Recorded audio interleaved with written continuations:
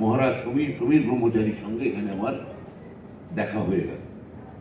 ওনাকে অনেকে ধর্মের দিক থেকে দেখতে পারেন, ওনাকে অনেকে, এটা একটা সত্যি একটা, এই প্রশান্তবাবু যেরকম বলছিলেন, দেখুন ধর্ম, সংস্কৃতি, রাজনীতি বা রাজনীতি অতিরেক কিছু যেখানে যে মিলেমিশে গেছে।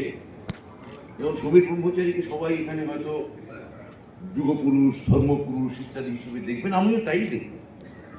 তার সঙ্গে অতিরিক্ত আমি যে ব্যঞ্জনা যোগ করতে চাই তা হচ্ছে, আপনারা যদি ওনার হাতে চিত্রশিল্প যদি দেখেন, উনি এত বড় একজন পেইন্টার, এবং সেটা কেবলমাত্র মানে বস্তুবাদী পেইন্টিং নয়, নির্বস্তুক অর্থাৎ বিমূর্ত, মূর্ত চিত্রকলা এবং বিমূর্ত চিত্রকলা।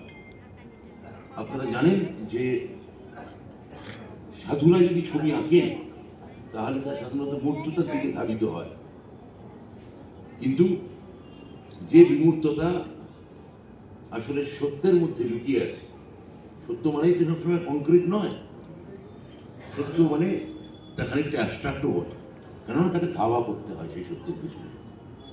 সেই ধাওয়া করা সত্য সমীর ব্রহ্মচারী যেভাবে ছবি আঁকেন, সামাজিক কাজ, মানুষের জন্য কাজ, সেটা আমি ওনার আশ্রমে গিয়ে দেখেছি। আমি প্রায় যাই ওনার ওখানে, কারণ আমি যেখানে থাকি এখান থেকে অত্যন্ত ওটা সমীপবর্তী স্থান, খুবই নিকটবর্তী স্থান, তা ওনার সামীপ্যে আমি প্রায় যাই।